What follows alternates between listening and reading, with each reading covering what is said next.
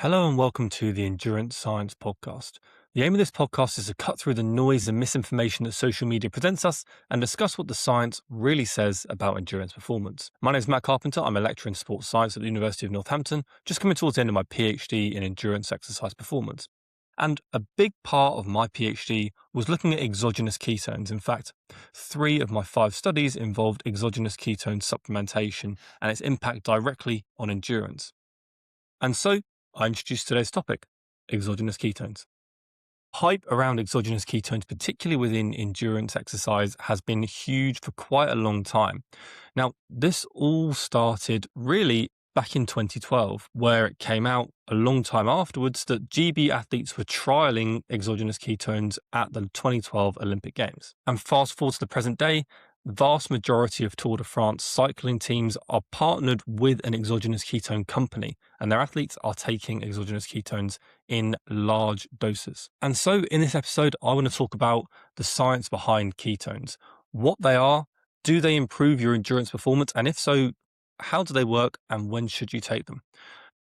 And then I want to link this back to, will it actually improve your performance? So let's start with the story of exogenous ketones. And now, the talk of exogenous ketones didn't really start in academic circles, at least, and performance circles until 2016.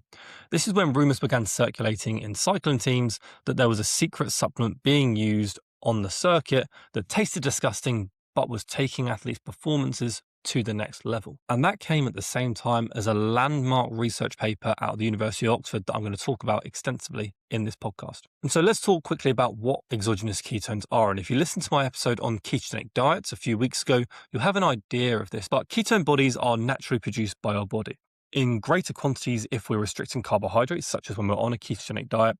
So when carbohydrate availability is low, such as on a low carb diet or when we're fasting, our body produces ketones, and essentially it's a spillover from excess fat oxidation. The idea is that fat cannot cross the blood-brain barrier, and so as a survival mechanism, we're able to fuel our brain with ketones when we don't have sufficient carbohydrate. Fatty acids are converted in the liver to ketone bodies, and here they can be released back into the bloodstream and used by the brain, the heart, skeletal muscle. They can be oxidized for energy. Problem is that achieving ketosis through diet alone requires carbohydrate restriction. And so in the world of elite sport, it was seldom researched or looked at. You essentially had a trade-off. You can either have ketones or you can have full muscle and liver glycogen stores. And the vast majority of athletes chose the latter. They chose glycogen. But this is where exogenous ketones come in.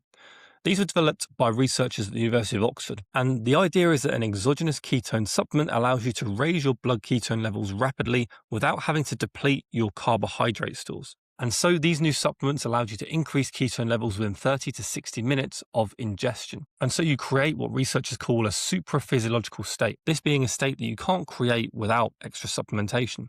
And that state is high glycogen, and therefore high carbohydrate, alongside high ketones. So for the first time, athletes could have both carbohydrate and ketones simultaneously. Now, there are a wide range of types of ketones, and I'm going to get to those towards the end of the episode and talk about the different types and where the benefits might lie.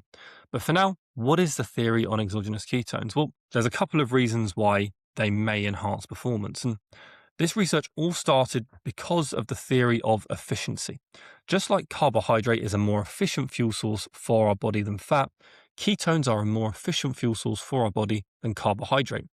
Therefore, if we can increase our ketone oxidation, we may be able to reduce the cost of exercise, the oxygen cost of exercise, and therefore make exercise easier and go harder. The main ketone body is beta-hydroxybutyrate, and when this is oxidized in the mitochondria, it enters the citric acid cycle as acetyl-CoA, just the same as we get from carbohydrates and fatty acids. But ketones generate a higher ratio of ATP per unit of oxygen consumed compared with glucose and compared with fat. And so this led to the kind of cliche quote that it's a clean burning fuel. Now, it doesn't really make scientific sense, but the idea is that it's simply a more efficient fuel source. And then came the seminal study on this, Cox et al. 2016, out of the University of Oxford. This study, published in Cell Metabolism, looked at ketone ester ingestion on trained cyclists. They wanted to see how ketone esters impacted substrate metabolism, so whether burning more or less carbohydrate, more or less fat, and fundamentally, did their performance improve? So what did they show? They showed that the process of breaking down carbohydrate was suppressed, and our body's intramuscular fat oxidation, so burning the fat inside of our muscles, increased. They also report ketone oxidation of around 16%. Now, that's a really important number, and I'm going to come back to it, so make sure you remember that. So athletes were using more ketones, slightly more intramuscular triglycerides, so a bit more fat, and less carbohydrate. And so this added an extra potential element of performance improvement. Could ketones spare glycogen stores? As I've discussed many times before, we only have finite amounts of carbohydrate on our body. And so if we can burn ketones in place of carbohydrate, that means we might hold on to our carbohydrate for longer. And so this Cox paper is a series of 5 studies all in one. And with 39 athletes, they completed 2 hours of submaximal cycling and then performed a 30-minute time trial, consuming either carbohydrate alone or carbohydrate plus a ketone ester. And the ketone ester group covered approximately 2% more distance in the time trial. That 2% might not sound like much, but if you think about any race you're planning on doing and take off 2% in terms of the time you want to finish in, you'll realize it's quite a substantial amount. That's around 2 minutes off a 1 hour 30-minute half marathon. It's about 4 minutes off a 3-hour marathon time. On top of that, lactate concentrations went down, with this in line with the idea that there was reduced reliance on carbohydrate. And so this study produced enormous excitement and was a key study in my own creation of my PhD research. And what it led to was a huge amount of follow-up data. Scientists across the world wanted to get a piece of exogenous ketones. They wanted to see if this effect could be replicated. And to cut a long story short, although I will make it a little bit longer, the performance effect has not been replicated almost at all. We now have growing numbers of studies showing either no improvements in performance or in some cases performance even getting worse. The most extreme example here was Leckie et al. 2017. This is a group based out in the Australian Institute of Sport, and they used a ketone diester and found that world-class athletes in race conditions, almost all athletes got worse. But there was a bit of an issue with this study, that being that 9 of the 11 athletes all suffered from some kind of GI distress.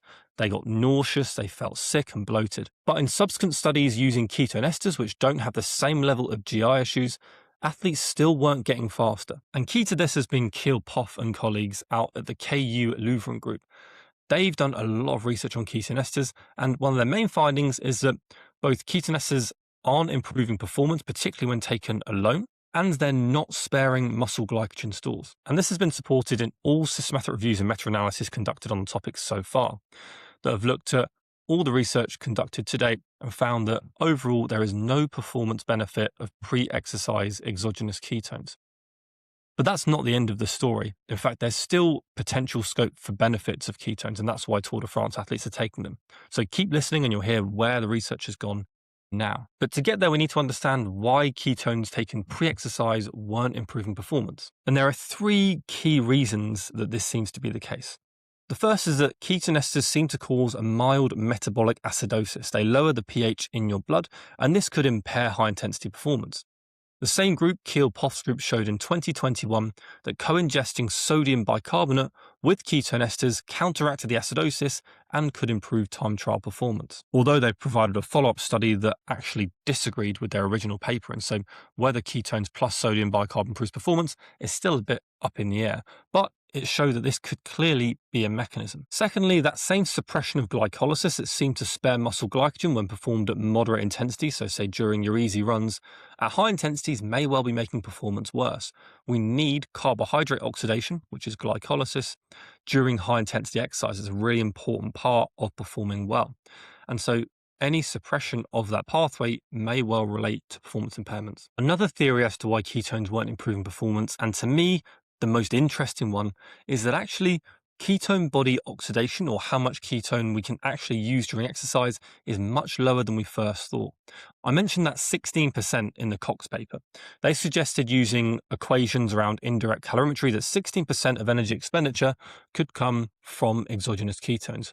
But subsequent research using much tighter methodology, using 13C traces to directly look at how much ketone is being used, has demonstrated that ketone oxidation is much lower than we thought. In fact, ketone oxidation is highest at very, very low intensities that are equivalent to walking. And even during that type of exercise, we're only getting around 4.5% of all of our energy from ketones. The rest is coming from carbohydrates and fat. And at intensities that are similar to races, such as 75% of your watt max, we're only getting about 2.5% of our energy from ketones. And so they're only contributing a tiny amount to the total energy that we're using. And so this suggests that although there's a lot of interesting stuff going on when we're consuming ketones, we're not actually using that much at the skeletal muscle for fuel during exercise. Our legs aren't using that whilst we're running and whilst we're cycling to any great degree. And when you think about it, this actually makes complete sense. I mentioned the role of ketones before as an evolutionary fuel. When we haven't got enough fuel for the brain, we create ketones, and ketones can fuel the brain.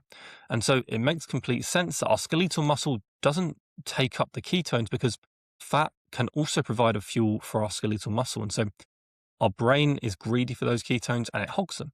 And so skeletal muscle doesn't need to use ketones, it can use other fuels very well. And therefore, the enzymatic expression of ketone-based enzymes that are breaking down ketones is very low in our skeletal muscle compared to other organs, particularly the brain. The idea being that our muscle is sparing ketones for the critical organs that need them in cases of scarcity. Does this mean the story of ketones is over? Well, not at all, because ketones aren't just a fuel, they're also a signaling molecule. They can inhibit a class of histone deacetylases that can reduce inflammation and suppress muscle protein breakdown. They also modulate our fat and carbohydrate oxidation. And so having ketones in our body is actually having effects on lots of different physiological pathways. And so now we're looking at ketones not so much as a direct fuel source, but as a signal to other areas of our physiology. And this is where the current excitement really is. And again, here we go back to KU Leuven in Belgium with Kiel Poff and colleagues. And they started to look at post-exercise recovery and whether ketones could be an effective recovery drink. And so they asked a simple question. Could ketones improve recovery from exercise if you consume it when you finished a session? And so in 2019, they published a study looking at a 3-week endurance training overload program designed to create a state of overreaching. They wanted to see if ketone esters would help with this situation. And interestingly, they found that after this 3 weeks of hard exercise, in which half of the participants consumed a ketone ester and half consumed a calorie-matched drink that didn't contain any ketones, that the ketone group showed blunted symptoms of overreaching. They managed to maintain their power output over the 3 weeks, and they preserved their sleep quality throughout.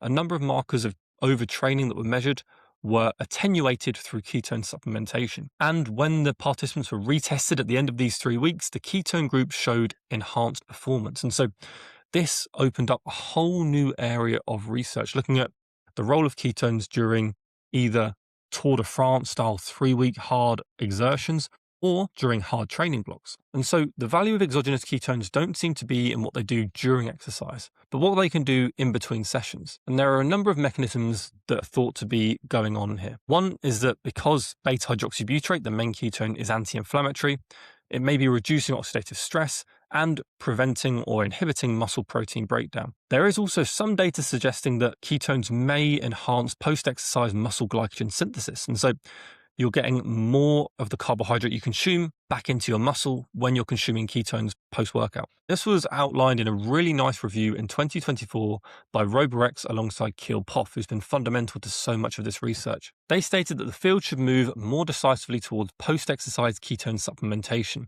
as the primary research focused, arguing that the acute pre-exercise ergogenic story has largely failed. Ketones are not improving performance when taken before exercise, and that the recovery and adaptation story was gathering momentum. But now we have the most interesting area of this research of all, in my opinion at least. And this again links to taking ketones post-exercise, but I've mentioned a few mechanisms to you there and I've left out the big one. And this is the research that suggested that ketone esters may have similar effects to altitude training, which sounds almost too good to be true. So I'll tell you now about the research that was done to make those claims. In 2023, research at the University of Bath showed ingesting ketone esters during post-exercise recovery increased serum EPO concentrations by 20% compared to a carbohydrate and protein control. Now, this was the first study to demonstrate that an ingestible ketone supplement could increase EPO after exercise. Now, EPO was made famous as the hormone that many endurance athletes were consuming, particularly in the 90s. If you read The Secret Race by Tyler Hamilton doing an expose on the Tour de France, this was the performance-enhancing substance that endurance athletes were taking to illegally enhance their performance. The reason being that taking EPO stimulates red blood cell production. It's those red blood cells that carry oxygen to your muscles, and that oxygen is what's helping you aerobically respire. Your VO2 max is the maximum volume of oxygen that your body can produce and consume per minute. And so any way you can increase oxygen delivery to your muscle is almost definitely going to improve your endurance performance. And again, this is why people go to altitude. Altitude training increases EPO production and therefore increases your red blood cell mass, which allows better transport of oxygen around the body to the working muscles. And so this study suggested that ketone esters may be able to do the same thing. Even microdoses of recombinant EPO can improve performance. And so if we found a substance that is legal, that may be increasing EPO concentrations, well, you may just have your reason why chronic ketone supplementation is, number one, used by many endurance athletes, and number two, may improve performance. Now, the mechanism as to why this is happening isn't completely clear, but there's some evidence that BHB or beta hydroxybutyrate, the main ketone, can stimulate EPO release. So it isn't just one paper we're relying on here. Previous research that used intravenous infusion of ketones showed EPO concentrations increasing by around 30%. And so the Evans paper showed a 20% increase with this oral ingestible ketone monoester ingestion. But this is where the post-exercise recovery argument gets even more interesting. Poff et al. Went back and looked through their old muscle biopsies from their overload training study to examine the capillary networks in those studies. And they found that the participants that had consumed ketone esters had a 40% increase in their muscle capillarization over the 3-week period. And they also found that circulating EPO was elevated by about 26%, similar to the Evans paper. There was also an increase in vascular endothelial growth factor. This is a critical driver of new blood vessel formation. Again, another way of getting more oxygen to your working muscles. And so the picture to this day when it comes to ketones and exercise is that pre-exercise ketones don't seem to improve performance, but post-exercise ketone supplementation may improve recovery from training and also may elevate EPO concentration, alongside stimulating capillary growth in skeletal muscle and enhancing vascular adaptations to training. More capillaries means shorter diffusion distances for oxygen, improved nutrient delivery, better waste removal, and potentially a higher AVO2 difference. This would be another means of increasing your VO2 max. And this chimes almost perfectly with my own research. I presented research at a Physiology Society conference last week, looking at the role of ketone ingestion in chronically ketogenic individuals. And again, I was looking at pre-exercise ketone supplementation. And so it won't come as a surprise to you now that I found no change in performance. We wanted to look at ketogenic individuals with the idea that as a group that may be more predisposed to oxidized ketones, maybe they'll get the benefits from ketone supplementation. Alas, they still didn't seem overly able to oxidize ketones. We didn't see many physiological changes and no change in performance. This is further support to the idea that pre-exercise ketones aren't a particularly interesting area of study at this point. We seem to be fairly consistently finding there is no improvement in performance. But the long-term consumption, improvements in recovery, and potentially changes to EPO and vascular adaptations are the mechanism by which ketones may enhance performance. But there's some really important caveats, and these caveats are the reason that for most people, I would not recommend supplementing with exogenous ketones at this point. We've got some really important caveats here.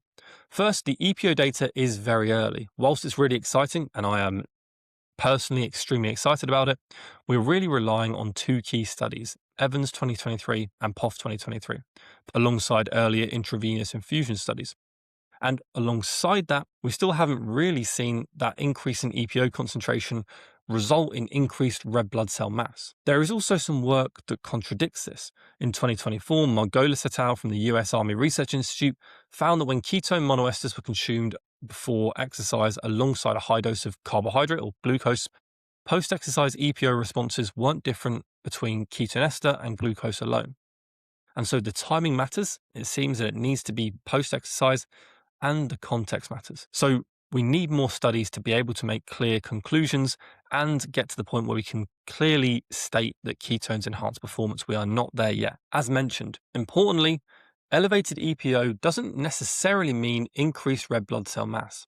EPO stimulates erythropoiesis, but whether this short-term transient spike in EPO post-exercise is repeated over time, over a 3-4 week training block, and beyond that, we're not quite sure.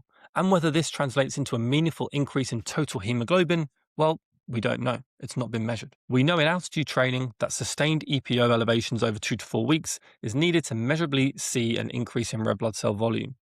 Whether intermittent ketosis results in this as well, we don't yet know. And importantly, in POF's overload training studies, these were fit but non-elite athletes in intentionally hard training blocks. And so whether this will apply to athletes that are used to high training loads, well, again, we're not sure yet. And finally, and almost more importantly than anything, ketone esters themselves are extremely expensive. The doses used in these research is about £30 a serving. You're doing this once or twice a day. Almost no one can afford that.